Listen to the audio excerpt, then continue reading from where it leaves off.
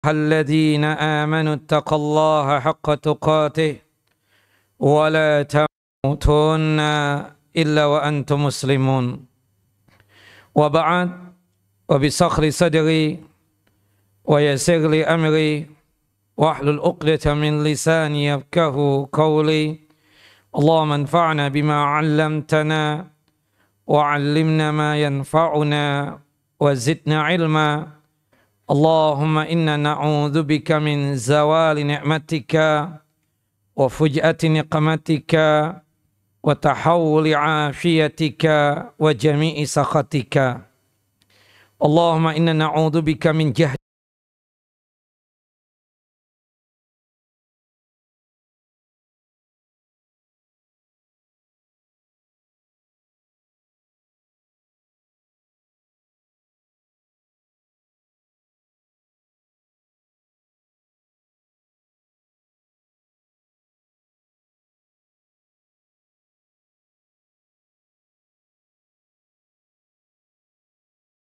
ilmi wa barak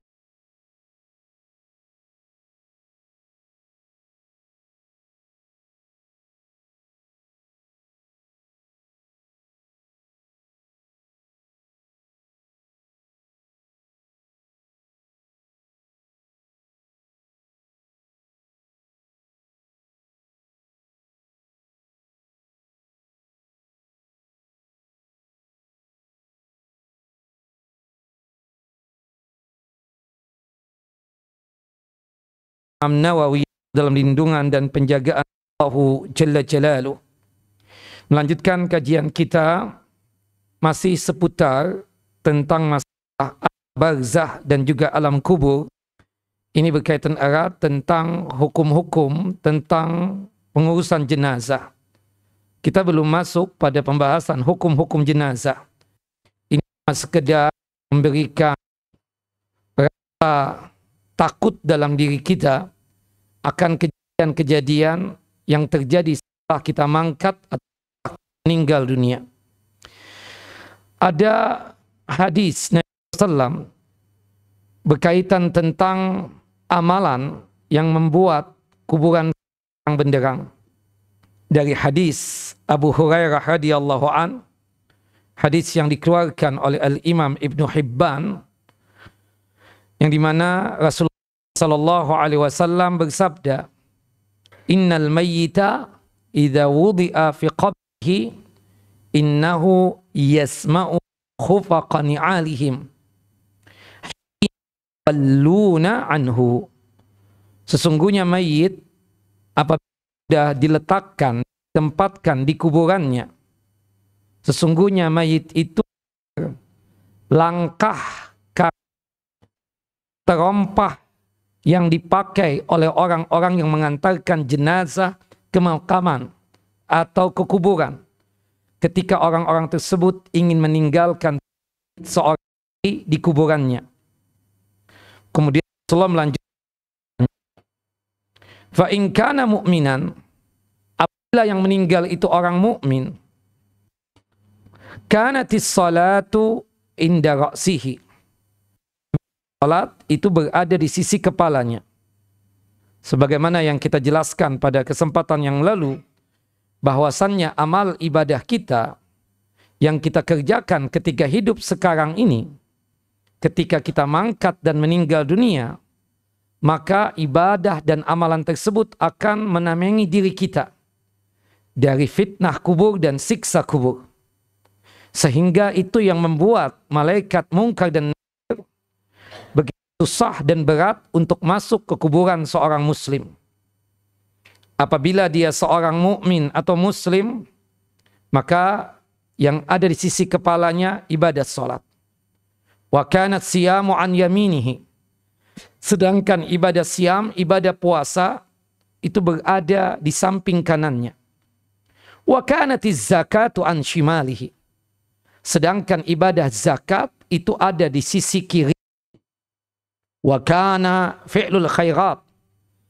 Ada saleh yang lainnya atau perbuatan-perbuatan baik yang lainnya, minas sadaqah, ibadah sadaqah, wassilati, ibadah silaturahim, wal ma'ruf, apapun perbuatan baik yang kita lakukan, termasuk wal ihsani ilan, suka berbuat baik kepada manusia, itu berada di sisi kaki mayit muslim tersebut.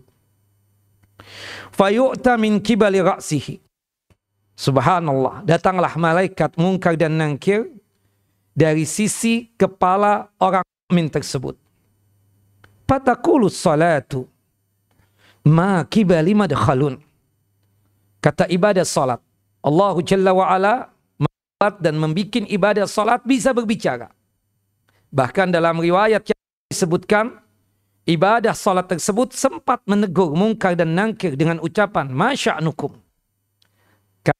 Munkar dan Nakir, ngapain pakai datang ke tempat ini? Dalam riwayat yang lain, ibadah salat itu sanggup untuk berbicara, ya, ketika Munkar dan Nakir tersebut menyampaikan ucapannya. Nah, kami diperintahkan Jalla wa'ala bertanya kepada mayit muslim ini tentang Tuhannya, tentang agamanya, dan tentang nabinya. Kemudian ibadah salat mengatakan, ma kibali madkhalun, tidak ada tempat masuk buat kalian berdua dari hadapanku ini. Berarti ibadah salat itu betul-betul menjadi tameng buat kita, dan itu jadi penghalang buat Munkar dan Nakir untuk masuk ke kuburan mayit muslim. Dan ini amalan yang utama dan istimewa, betul-betul menjadi penerang kita di alam barzakh kita. Kemudian summa yu'ta an yaminihi, datanglah Munkar dan Nakir itu datang sebelah kanan dari sisi tubuhnya si mayit muslim. Di situ cokol ibadah salat, ibadah siam, ibadah puasa. Fayaqulu as-siyam ma kibali madkhalun, ucapan yang diucapkan oleh ibadah siam, tidak ada tempat masuk buat kalian berdua untuk bertanya kepada mayit muslim ini. Munkar dan Nakir mencoba untuk masuk dari sisi kiri tubuhnya mayit muslim. Ternyata ada ibadah zakat. Fataqulu zakatu ma khalun, tidak ada tempat masuk untuk bertanya kepada mayit. Munkar dan Nakir tidak putus asa, mencoba untuk masuk dari sisi kaki mayit muslim. Di situ sudah bercokol kebaikan, ada sedekah, ada silaturahim, ada perbuatan ma'ruf yang lainnya, termasuk suka berbuat baik kepada manusia. Ibadah-ibadah itu pun mengatakan hal yang sama kepada Munkar dan Nakir, ma kibali madkhalun, tidak ada tempat masuk buat kalian berdua untuk bertanya kepada mayit muslim. Nah, hadis ini sahih, ya, di jalur yang mulia Abu Hurairah, dan hadis ini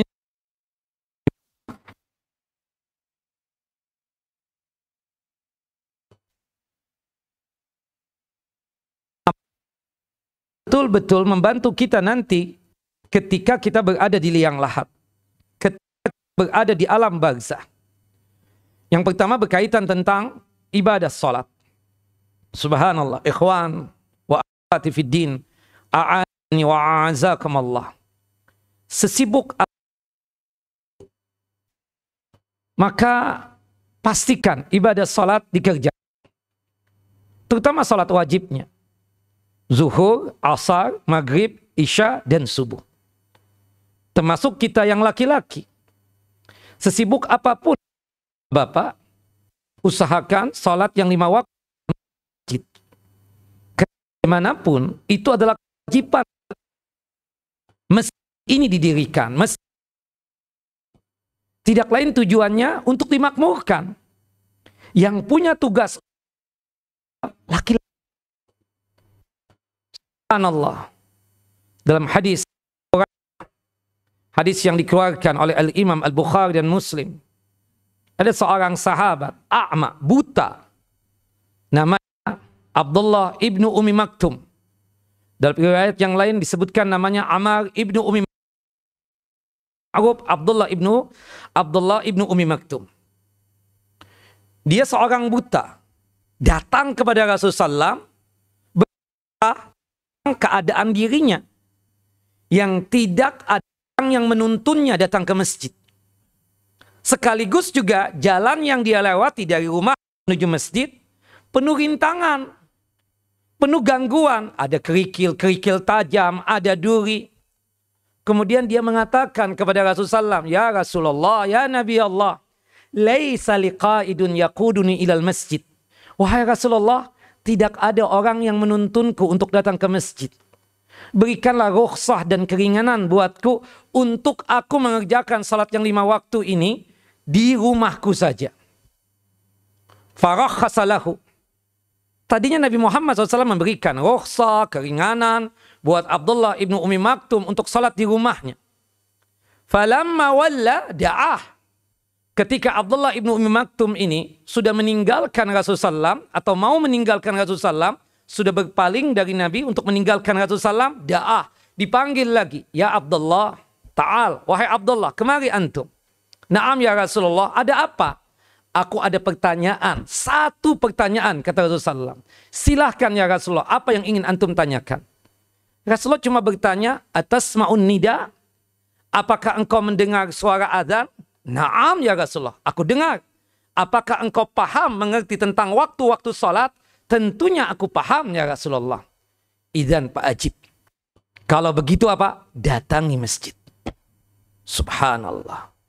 Buta, jalanan dari rumahnya menuju Masjid An-Nabawi, penuh rintangan dan gangguan, ada kerikil tajam, ada duri. Tetap diwajibkan oleh Nabi SAW untuk datang ke masjid, melaksanakan salat 5 waktu berjamaah di masjid. Gimana dengan kita ini, ikhwan? Jangan sia-siakan ibadah salat ini.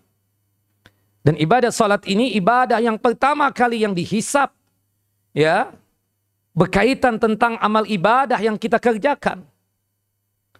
Awwalu ma yuhasabun nasu min a'malihim as-shalah.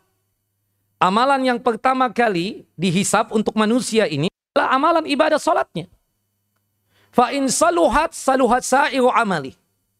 Jika ibadah salatnya itu bagus, ya, jika ibadah salatnya itu ikhlas mengerjakannya sesuai dengan tuntunan dan ajaran Nabi SAW, maka amalan-amalan yang lainnya pun ikut bagus juga.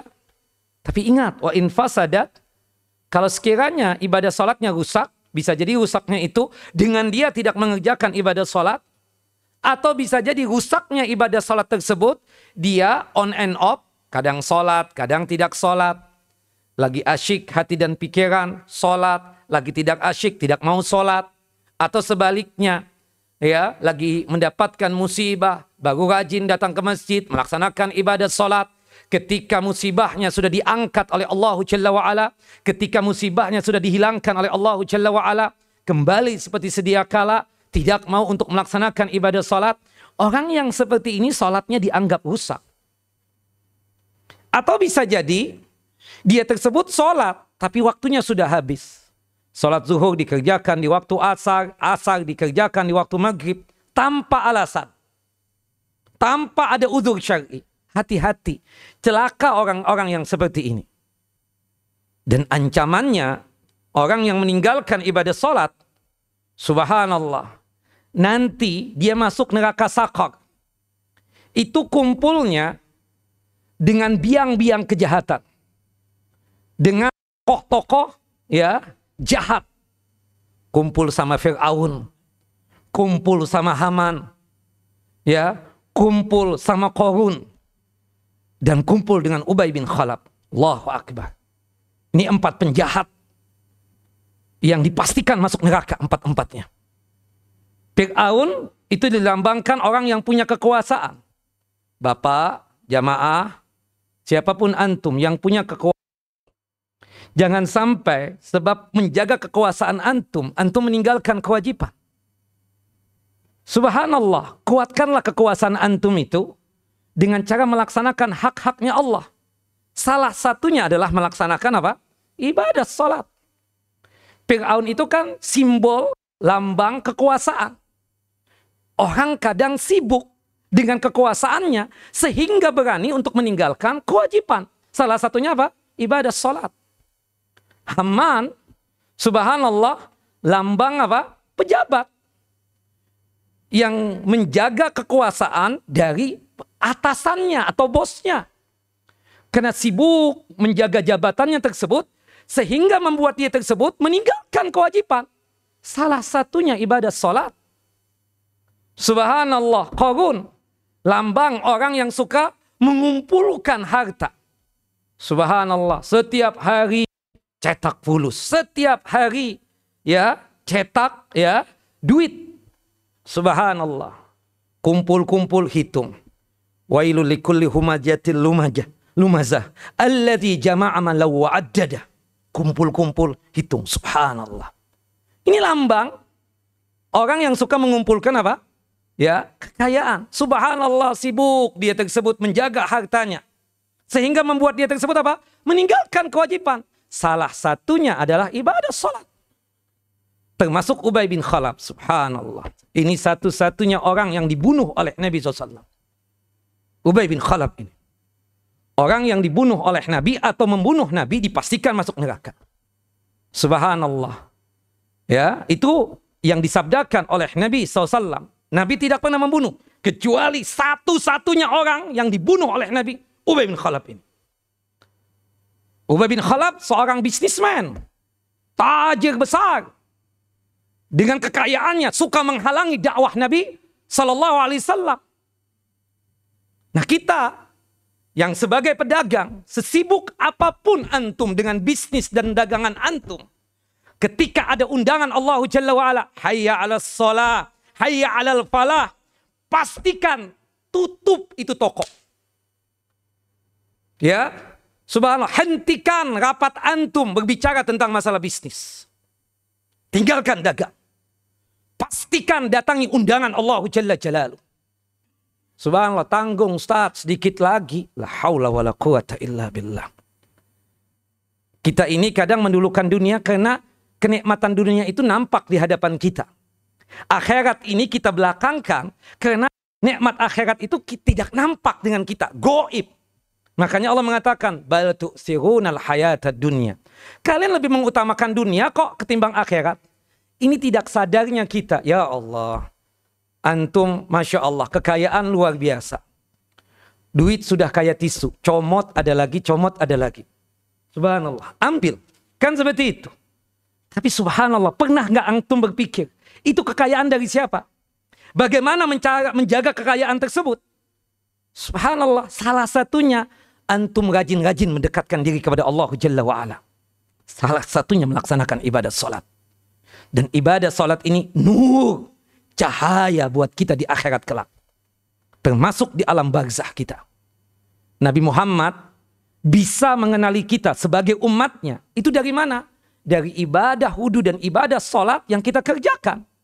Dan ibadah sholat tanpa wudu tidak sah. Kata para sahabat, ya Rasulullah, bagaimana mungkin antum bisa kenal dengan umatnya antum setelah antum meninggal dunia? Gimana caranya antum bisa kenal dan tahu ini umat antum ya Rasulullah? Faqala Rasulullah menjawab, alimtu annahu ummati min wudu'ihi wa salati. Aku tahu dia itu adalah umatku dari wudunya dan ibadah salat. Subhanallah, salat terus dijaga dan doakan anak keturunan kita. Sebagaimana doanya Nabi Ibrahim alaihissalam. Doanya apa? Rabbi ja'alni muqimas salah wa min dzurriyyati. Ya Allah, jadikanlah aku dan anak keturunanku sebagai hamba-hambamu yang selalu melaksanakan ibadah salat. Salat, ikhwan, salat. Jangan sampai enggak salat. Allahu Akbar. Ya, meninggalkan salat itu lebih berbahaya daripada narkoba. Dua-duanya bahaya. Antum ini maaf ya, jamaah yang oleh Allah Jalla wa'ala. Ketika putri antum dilamar, antum cuma menanya satu pertanyaan. Ini orang suka mabuk enggak? Suka mabuk. Subhanallah, enggak diterima. Bukan begitu, karena narkobanya dia. Tapi subhanallah, ada orang kelihatannya nampak khair, baik, Masya Allah. Enggak narkoba sih. Subhanallah. Tapi enggak sholat. Enggak apa-apa deh diterima. Nanti gampang untuk dididik, untuk bisa sholat. La haula wa la quwata illa billah. Padahal untuk kondisi dosa besar, paling besar dosa apa? Meninggalkan sholat. Makanya kata Allah Jalla wa'ala dalam surah Al-Mudassir, ma salakakum fi saqar. Kenapa kalian ini kok pakai mampir ke neraka sakor itu kenapa? Salah satu sebabnya, lam naku minal musallin. Kami tidak mengerjakan ibadat salat ketika di dunia ini. Nah, tambah lagi kriterianya. Tambah lagi. Mantu antum itu jangan mabuk. Sekaligus juga pastikan salat. Tanya salat nggak dia? Di mana salatnya? Di Masjid Imam Nawawi. Siapa yang menjadi saksi? Antum salat di Masjid Imam Nawawi. Ada Amir Rasid, ada Amir Khalid, ya, subhanallah. Ada Amin Nizar. Nah, subhanallah. Ya, itu saksinya. Allahu Akbar. Banyak lagi. Dan kata Imam Hasanul Basri, kalau kita paham itu anak salat berjamaahnya, terutama subuh di masjid, maka terimalah jadi mantunya antum. Kenapa? Kalau orang sudah sukses mengerjakan salat subuh berjamaah di masjid, insya Allah untuk zuhurnya, asarnya, maghribnya, isyanya lebih gampang buat dia. Nah, ini ibadah salat. Pertama, nur, cahaya buat kita di alam kubur kita dan di alam barzakh kita. Itu yang pertama. Yang kedua yang disebutkan oleh Nabi kita Muhammad SAW adalah ibadah siam, ibadah puasa. Puasa ada dua. Ada puasa wajib Ramadan, ada puasa sunnah. Subhanallah, kita di bulan Sya'ban ini. Rasulullah itu paling sering melaksanakan puasa sunnah di bulan apa? Bulan Sya'ban ini. Apa alasannya? Kenapa Nabi Muhammad SAW itu sering berpuasanya di bulan Sya'ban untuk puasa-puasa sunnah? Kok tidak di bulan-bulan haram ya, di bulan-bulan suci misalnya? Kok di bulan Sya'ban? Alasannya tidak lain bulan Sya'ban ini adalah jembatan kepada bulan Ramadan. Tidak lain kita katakan bulan Sya'ban ini sebagai warming up-nya kita. Pemanasannya kita. Subhanallah. Kita mau tanding dengan Australia. Subhanallah. Semua dipersiapkan. Ya, yang Korea ganti dengan Belanda. Bukan begitu? 3 bulan lagi ini. Dari bulan Rajab. Subhanallah. Nanti bulan April akan tanding. Ada persiapan? Pasti harus ada persiapan. Sampai impor pelatih dari negeri kincir angin. Bayangkan. Untuk apa? Untuk menang. Bukan begitu. Nah, kita sudah mempersiapkan puasa Ramadan dari bulan Rajab kemarin itu. Bulan suci. Makanya salah satu amalan yang sangat dianjurkan oleh para ulama di bulan suci Rajab itu memperbanyak puasa juga. Memperbanyak apa? Ibadah siam. Ketika bulan Sya'ban masuk, ya, kita lebih banyak tuh warming up-nya, pemanasannya. Ibarat kata apa? Ibarat klub itu, ya, tanding nih. Ya, lawan tanding kita siapa? Berat atau tidak berat kan menghadapinya. Ketika Ramadan tinggal memetik doang. Maka ibarat kata para ulama, Rajab itu bulan bercocok tanam. Subhanallah. Sa'ban bulan untuk menyirami tanaman. Ramadan memetik itu tanaman. Subhanallah. Jangan antum nanti pas Ramadan masuk baru melaksanakan puasa. Kebanyakan dari kita apa? Gagal dalam berpuasa. Yang tidak biasa ya berpuasa. Apalagi yang sudah uzur ya, sudah legend. Sudah tua nih ya, legend ya. Kalau tua kan marah nih antum dibilang tua. Legend. Itu biasakan dari bulan Sya'ban ini sudah mulai berpuasa. Karena kalau antum nanti ketemu Ramadan, kemudian memaksakan diri puasa, mahlah kena. Subhanallah, buang-buang air lah. Allahu Akbar, lemes banget. Allah. Kenapa? Karena nggak biasa. Faman nu'ammirhu nunakkisu fil khalaq. Karena kalau sudah menjadi legend itu akan dikembalikan lagi oleh Allah Jalla wa'ala seperti bayi lagi. Maka oleh sebab itu rajin-rajinlah berpuasa. Dan puasa ini ternyata cahaya juga buat di kuburan kita. Penerang. Allahu Akbar. Sekaligus sebagai apa? Tameng buat kiri kita dari mungkar dan nangkir. Ya salam. Ramadan, alhamdulillah sudah kita kerjakan. Puasa sunnah, ada tahunan, ada bulanan, ada pekanan, ada harian. Yang tahunan, di bulan Syawal ada 6 hari. Di bulan Dzulhijjah, kalau mampu, 9 hari yang pertama. Paling tidak, kalau tidak sanggup, puasa Arafahnya, bagi yang tidak berhaji. Muharram, ada Tasu'a dan Asyura. Bulan Ayamul Bid, 13, 14, 15. Itu afdalnya, utamanya. Atau misalnya sanggup karena ada kesibukan atau mungkin ada undangan tanggal 13, 14, 15-nya bisa di hari yang lain. Anggaplah 16, 17, 18. Kembali kepada kemampuan kita masing-masing. Yang penting berpuasa 3 hari setiap bulan. Punya kekuatan lagi Senin dan Kamis, puasa pekanan. Karena amalan kita itu kan diangkat di hadapan Allah Jalla wa'ala dan dipaparkan. Ini diterima atau tidak amalannya. Hari apa? Hari Senin dan hari Kamis. Dan paling the bestnya puasa itu, puasa yang paling disuka dan paling dicinta oleh Allah Jalla wa'ala, puasa apa? Puasa Nabi Daud alaihissalam. Nah, cuma wanti-wanti saya ya, jika bapak atau ibu, ya, Ami dan Ameh, ya, Khali dan Khalati, sudah puasa Nabi Daud alaihissalam, kita tidak perlu lagi puasa Senin Kemis. Tidak perlu lagi puasa Ayyamul Bid. Itu yang ditekankan oleh Nabi SAW kepada sahabat yang mulia Abdullah bin Amr bin As radhiyallahu anhuma ketika minta diwajibkan untuk berpuasa di setiap hari. Ya Rasulullah, wajibkan puasa atasku selain Ramadan. Kata Nabi, sum salasata ayyam. Berpuasalah 3 hari di setiap bulan. Kata Abdullah bin Amr bin As radhiyallahu anhuma, inni atiku afdalu min dzalik. Aku mampu kok lebih daripada itu ya Rasulullah. Kalau begitu, sum yauman wa aftiru yaumaini. Kalau begitu berpuasa 1 hari, berbuka 2 hari. Puasa apa? Senin Kemis. Senin puasa, Selasa Rabu nggak puasa, Kemisnya puasa lagi. Abdullah ibnu Amr bin As dengan pedenya mengatakan, ini atiqu afdalu min dzalik. Aku mampu ya Rasulullah lebih daripada itu.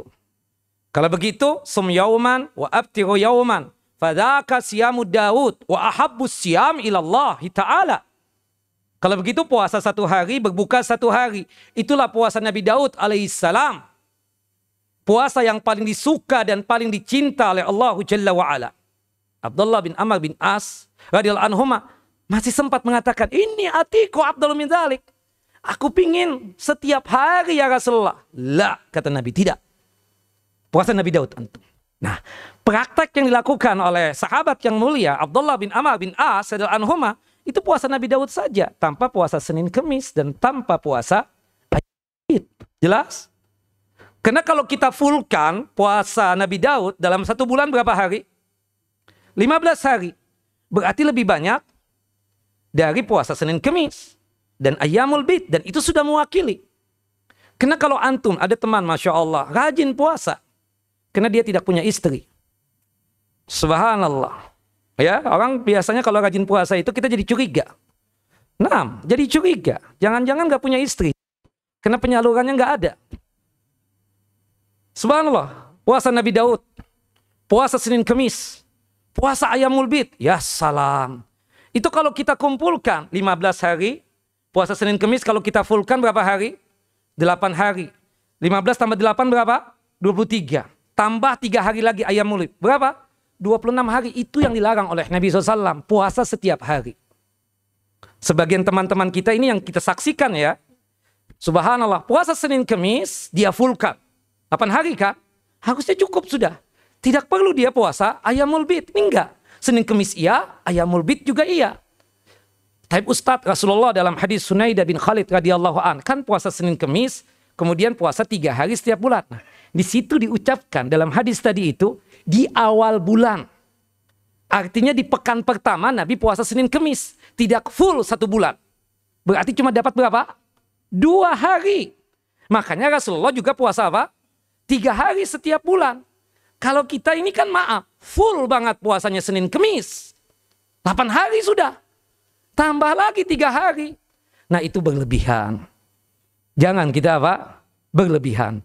Halakal mutanatti'un. Celaka orang-orang yang berlebihan itu celaka. Hati-hati yang demikian. Syaitan itu menggoda. Subhanallah, kita maksiat enggak. Subhanallah, dari apa? Dari ibadah yang main cipta-ciptaan itu. Subhanallah. Maka kalau kita sudah full Senin Kemis sudah cukup. Ya, jangan tambah dengan puasa Ayyamul Bid. Kemudian kalau nggak sanggup juga paling tidak apa? Bid. Kalau nggak sanggup juga ya puasa sunnah yang tahunan. Syawal 6 hari atau puasa Arafah atau Su'a dan Asyura. Yang jelas ibadah siam ini apa? Nur, cahaya buat di kuburan kita kelak. Termasuk zakat. Subhanallah. Zakat, cahaya di kuburan kita. Tameng menjadi diri kita. Semoga kita yang hadir di kajian Masjid Imam An-Nawawi ya, terutama yang ikut kajian Ahad malam Senin, semoga Allah Jalla wa'ala anugerahkan kekayaan yang banyak untuknya dari sumber yang halal. Subhanallah. Jangankan Ustadz mendoakan antum. Subhanallah. Nah, yang hadir Ahad malam Senin kita doakan selalu. Allahumma akthir amwalana wa auladana wa barik lana fima a'taitana. Subhanallah ya. Allah perbanyak ya Allah harta kami ya Allah. Perbanyak anak keturunan kami ya Allah. Dan berikanlah keberkahan kepada harta dan anak keturunan kami. Karena yang berzakat itu orang kaya. Yang kere, yang gembel, fakir, miskin gak berzakat. Karena zakat ini beda dengan sedekah. Beda dengan infak biasa. Kalau zakat ini ada syarat. Syaratnya apa? Nisab dan haul. Nisab itu adalah kadar atau nilai atau jumlah yang Allah Jalla wa'ala tentukan. Kalau emas yang 24 karat, 85 gram emas. 1 gram emas sekarang berapa? Berapa? 1 juta. Murah banget Pak. Berapa? 14. 1,4. Oke. 1.400.000. 1.400.000 kali 85 berapa? Amo? Kami pahami? Hah? Oh ya banyak nggak bisa menjawab. Allahu Akbar. Siapa yang tahu akunting mana? 1, katanya kan mahal itu. Punya Ami Pahmi itu mahal. Mi Khalid baru 1,3 ya. Nah, 2 nggak ada lagi 2 sudah. Itu 5 tahun yang lalu ya. Berapa Ami Jamal? Hah? Terus 19 juta. Oke ya, benar ya? 119 juta. Kalau antum punya fulus 119 juta, berarti antum orang kaya. Karena antum, harta antum sudah sampai nisab.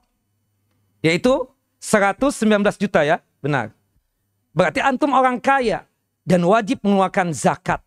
Dan haram menerima zakat lagi. Antum sudah punya fulus. Kaya-kaya. Punya dong. Apalagi yang bersandar. Punya semua tuh. Nah, yakin anak, saya yakin. Bilang amin dong ya.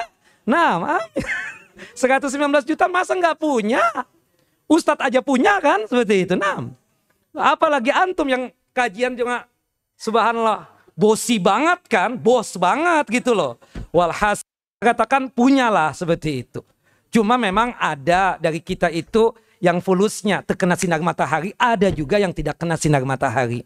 Seperti itu kira-kira. Nah makanya takut kepada Allah Jalla wa'ala. Nah 119 juta. Tapi tidak wajib hari itu.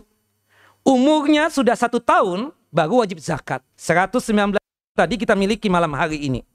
Bukan wajib malam hari ini. Tahun depan baru wajib berzakat. Subhanallah. Allahu Akbar.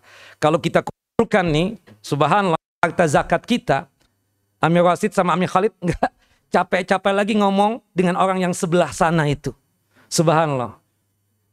100 juta, 100 juta, 100 juta, 100. Malam ini aja dapat 2M nih sudah. Subhanallah. Tapi masalahnya kita berat banget. Karena fulus kita itu ya kita letakkan di hati, bukan di tangan. Padahal kalau zakat itu kan bukan fulus kita lagi. Ya, jamaah, Bapak dan Ibu yang dimuliakan oleh Allah Jalla wa'ala. Kalau kita punya kewajiban zakat, anggap kita punya fulus ya 1M.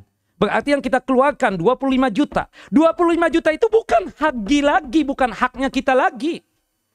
Itu hak 8 golongan yang Allah Jalla wa'ala sebutkan di dalam surah At-Taubah, surah yang ke-9 ayat 60. Bukan hak kita lagi. Hati-hati. Jamaah yang dimuliakan oleh Allah Jalla wa'ala. Hati-hati. Subhanallah. Rambut kita mulai memutih. Wajah kita ya mulai agak berkerut. Muncul mata panda. Dan seterusnya. Jangan sampai kita berhilah di hadapan Allah Jalla wa'ala. Dan Allah alim. Maha tahu dengan apa yang kita tersebut apa? Miliki tersebut. Hati-hati. Terhadap diri sendiri. Keluarkan itu zakat dan insya Allah itu pengaman buat kita di alam barzah dan di alam kubur kita. Jangan kita mungkin bisa ditipu sebagai manusia. Tapi Allah Jalla wa'ala tidak bisa ditipu. Raqib dan Atid, subhanallah, tidak bisa ditipu.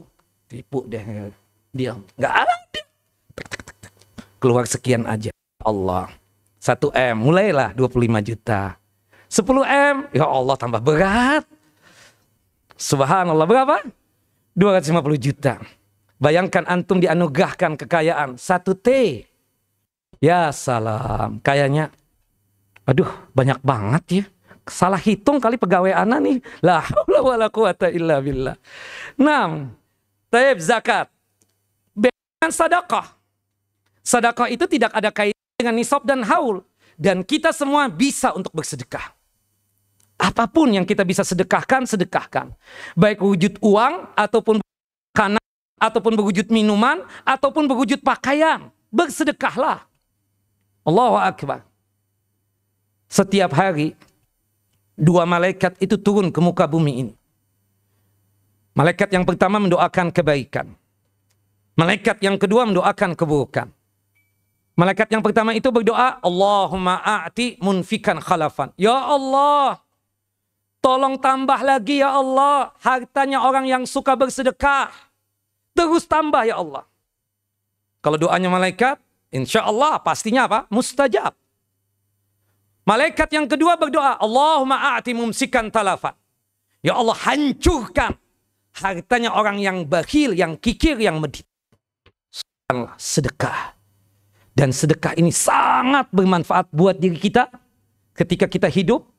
Apalagi itu sedekah jariah, terus mengucur dan mengalir pahalanya sampai hari kiamat kelak. Begitupun juga kita bisa bersedekah atas nama abah, umi kita yang sudah meninggal dunia. Harapan mereka, Allahu Akbar, tidak lain kita yang soleh ini mentransfer pahala buat dia. Salah satu wujud transfer pahala kita, rajin bersedekah atas nama mereka berdua. Wallahu a'lam bissawab. Baik, silakan adzan dulu. 6.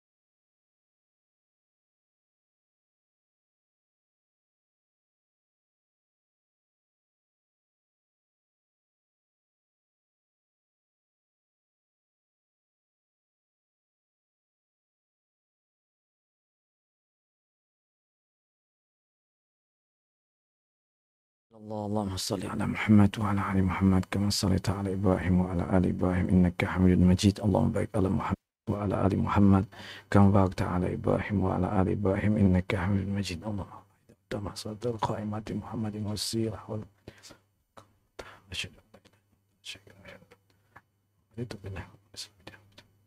Taib ikhwan wa akhwati fid din, a'azani wa azakumullah. Berkaitan dengan sedekah.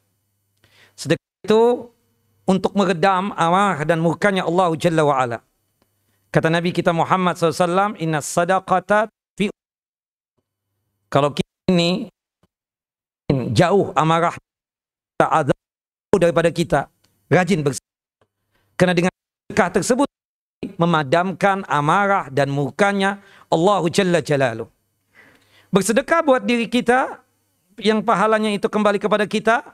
Bersedekah juga buat abah umi kita, kakek nenek kita, ya, jadi dan juga jidah kita. Nah, dan juga bersedekah buat saudara-saudara kita yang kebetulan dia lebih mendahului kita jika kita punya kemampuan secara finansial. Nah, subhanallah, ada seorang sahabat Nabi namanya bin Ubadah radhiyallahu an, datang kepada Nabi SAW sambil meneteskan mata. Ya Rasulullah, ya Nabi Allah, inna ummi tufiyat wa ana ghaibun anha. Ya Rasulullah, ana punya umi sudah meninggal dunia.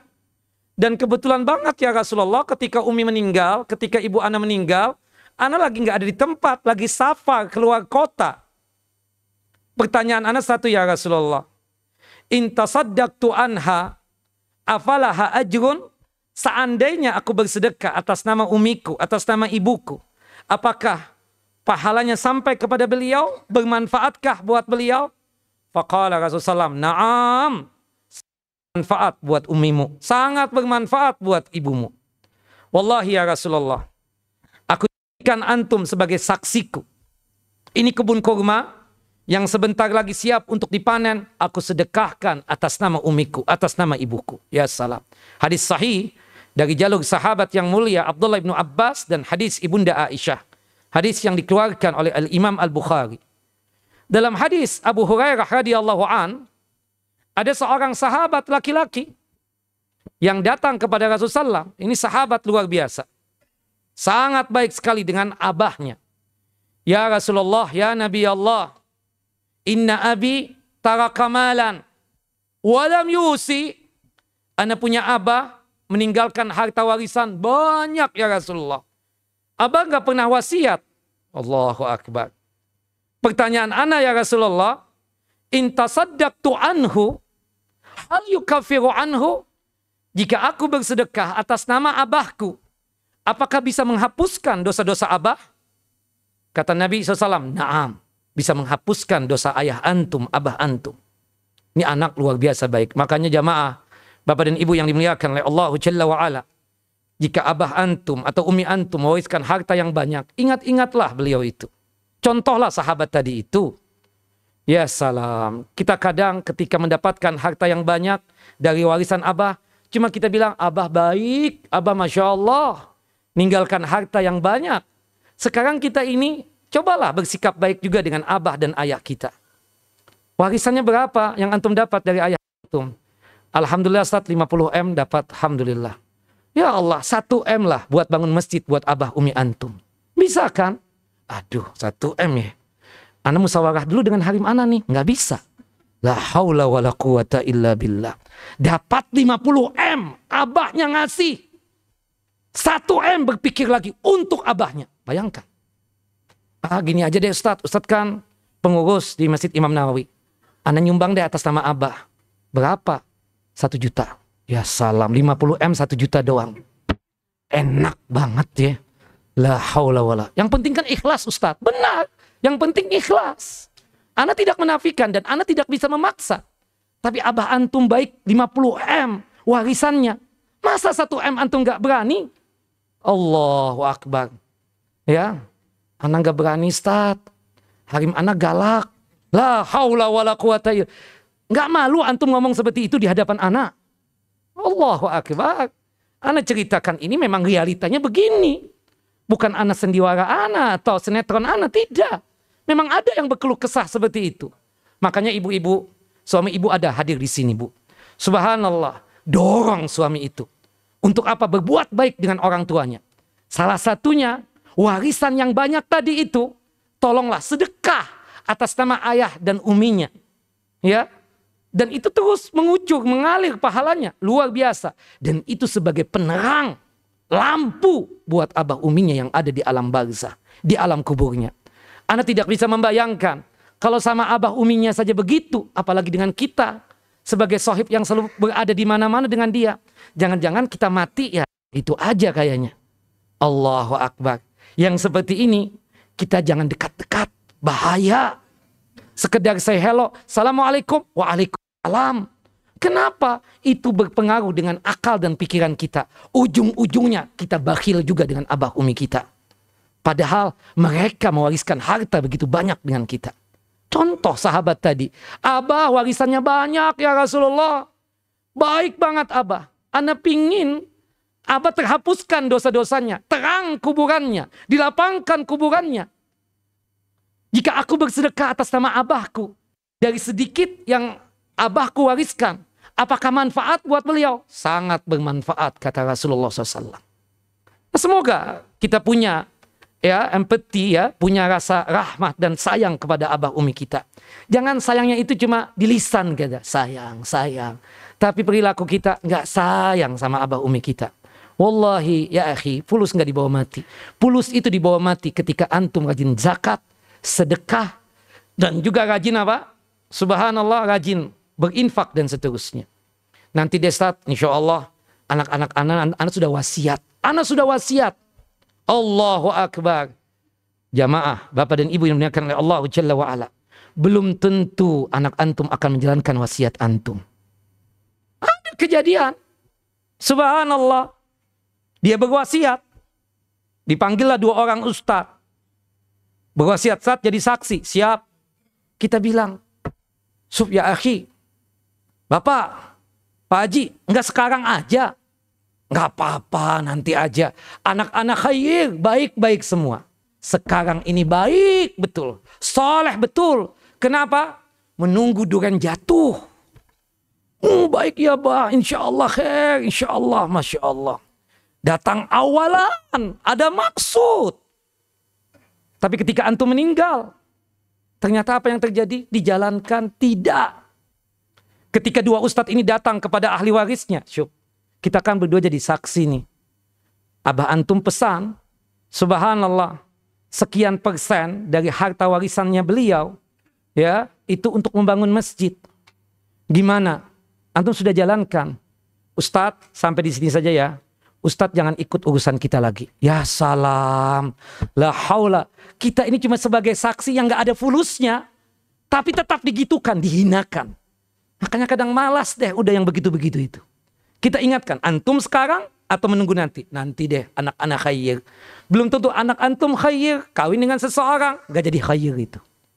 Jangan kebanyakan. Masa segitu sih? Pasti begitu nantinya. Ujung-ujungnya nggak jadi. Nanti memberangkatkan, nanti kalau ini umroh, haji dan seterusnya. Sekarang, jangan ditunda-tunda. Nanti ke depan ada masalah yang lain. Benar aja. Kena sakit, cuci darah. Gak jadi ya memberangkatkan haji dan umroh. Fulusnya buat cuci darah. Allahu Akbar. Apa yang terjadi? Nah itu yang terjadi banyak. Maka oleh sebab itu, ya kita punya niatan kuat. Kita ingin kaya untuk menggapai akhirat. Benar, wabtaghi fima ataqallahu daral akhirat. Selain untuk diri kita, istri kita, anak keturunan kita, orang tua kita juga kita pikirkan. Kita ingin kumpul di dunia ini, kumpul juga di akhirat. Majlas di surga.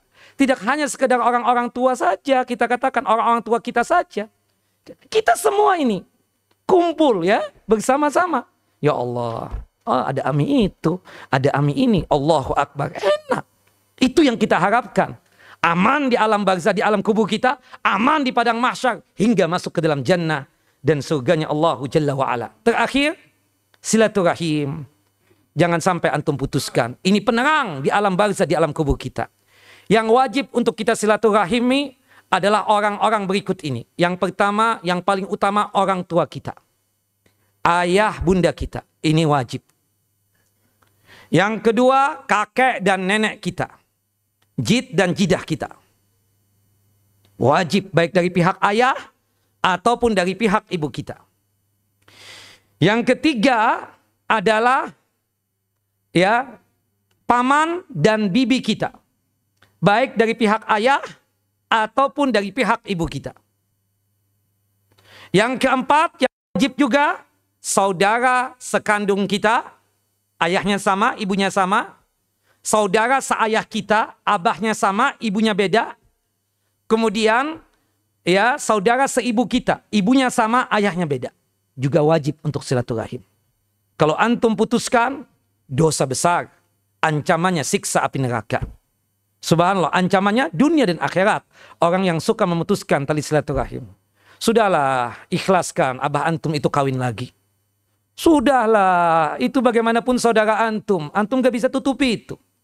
Berbaik-baiklah. Kalau antum tidak berbaik-baik, dosa besar. Salah apa dia? Abah antum kok yang kawin? Nah, tapi dia begini menyakitkan. Yang menyakitkan hati itu kan gak tahu kita. Subhanallah, ya kan ibu-ibu? Sudahlah ibu, cobalah kita ini ya berdamai dengan takdirnya Allah Jalla Jalaluh. Ya, sekarang ini ibu-ibu maaf banget. Ya, kalau memang sudah kejadian itu, cobalah berdamai dengan takdirnya Allah Jalla Jalaluh. Jangan apa? Menolak takdirnya Allah Jalla Jalaluh. Tidak boleh bergaul dengan itu. Ya Allah, mah, itu kan anaknya abah. Nggak bisa, bukan anak abah. Itu anaknya ini. La haula wala quwata illa billah. Haram ibu-ibu. Sekali lagi ibu-ibu, damai dengan takdirnya Allah Jalla wa'ala. Berdamai. Jangan murka dengan takdirnya Allah Jalla Jalaluh. Termasuk juga adalah anak keturunan kita. Wajib untuk kita silaturahimi. Subhanallah, wajib. Anak keturunan kita. Subhanallah. Kemudian yang selanjutnya adalah misanan atau sepupu kita. Misanan dan sepupu kita. Nah, ini golongan yang wajib untuk apa? Untuk kita silaturahim. Subhanallah. Mertua tidak masuk. Kalau kita datang ke mertua, pahalanya bukan silaturahim. Tapi pahalanya apa? Pahalanya adalah pahala ziarah saja. Tapi kita mendorong istri kita untuk rajin silaturahim dengan kedua orang tuanya. Begitu. Ibu-ibu juga begitu. Dorong suaminya untuk rajin silaturahim kepada kedua orang tuanya. Mantu juga tidak masuk bagian ini. Kita datang ke rumah mantu, itu bukan pahala silaturahim yang kita dapatkan. Tapi pahala apa? Ziarah. Pahala kunjungan. Termasuk teman-teman ini kan. Dan terus terang. Subhanallah. Kalau di keluarga itu kan. Maaf ya. Ada yang offset. Ada yang inset kan. Kita kadang yang cocok-cocok aja. Ini kubu sebelah nih. Ini enggak. Bukan kubu kita nih. Kelasnya juga beda. Ah, ini kan tahap bawah nih. Kita tahap atas. Nah, kita ini rata-rata cuma mukafi. Mukafi itu membalasi. Orang datang ke kita, kita datang ke dia. Tapi yang jauh-jauh dia nggak datang, ya Anda nggak datang juga. Itu mukafi. Yang paling baik itu adalah al-wasil. Diputuskan silaturahim. Ya Allah, gara-gara warisan, kita selaman sama om kita atau paman kita, ditepuk tangan kita. Subhanallah. Ini lagi, ditepuk lagi. Subhanallah. Kalaupun selaman, Allahu Akbar. Wallahi, kalau bukan saudara abah anak, pingin betul mencekik dia ini. Allahu Akbar. Tapi itu paman kita, saudara abah misalnya. Bagaimanapun kita harus baik dengan dia. Apapun masalahnya. Sampai Rasulullah didatangi oleh sahabat. Kejadiannya sama dengan kejadian zaman sekarang. Ya Rasulullah, antum kenal ana. Antum juga kenal keluarga ana. Pertanyaan ana ya Rasulullah. Subhanallah, apa saran antum? Setiap kali ana datang ke rumahnya, kemudian mengetuk pintu rumahnya, pakai adab dan etika ucapkan salam. Mereka tidak pernah mau untuk membukakan pintu rumahnya. Dan salam ana tidak mau untuk dijawab oleh dia. Tidak disambut ana. Ya Rasulullah, apa pendapat antum? Setiap kali ana datang kepada mereka membawa hadiah, mereka malah melecehkan hadiah ana. Malah dilempar tuh hadiah di depan muka ana. Ya Rasulullah, apa pendapat antum? Setiap kali ana mencoba untuk silaturahim dengan mereka, mencoba untuk menyambung tali kekerabatan dengan mereka, malah mereka memutuskan tali kekerabatan dengan ana. Wallahi ya Rasulullah, pertanyaan ana cuma satu. Bolehkah ana bersikap yang sama? Kalau sekiranya keluarga ana seperti itu, subhanallah, one day, suatu hari nanti, kalau mereka datang ke rumah ana tidak bakalan bukakan pintu rumah ana buat dia. Bisa jadi kan? Dulu subhanallah ketika kere, fakir, miskin, Allah berat banget. Ya Allah, gembel datang lagi deh, tutup pintu deh. Kan seperti itu. La haula wala quwata illa billah. Sekarang tajir. Kalau tajir, banyak orang yang jadi semut. Kena gulanya banyak. Bukan begitu? Aduh, ini orang dulu melecehkan. Keluarga inti, keluarga antum ini. Enggak, tutup pintu.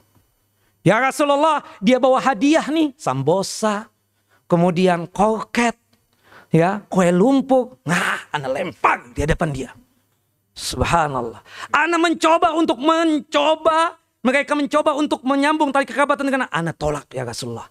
Ana cuma sekedar membalas ya Rasulullah. Demi Allah sekedar membalas. Apa jawab Nabi? Ya Allah ya akhi, berat betul antum hidupnya.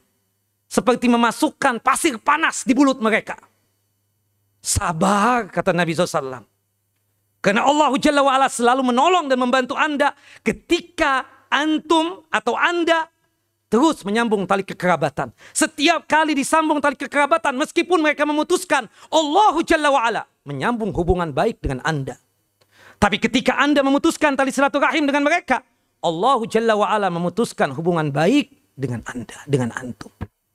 Itu saja yang kita pikirkan. Ya sudahlah.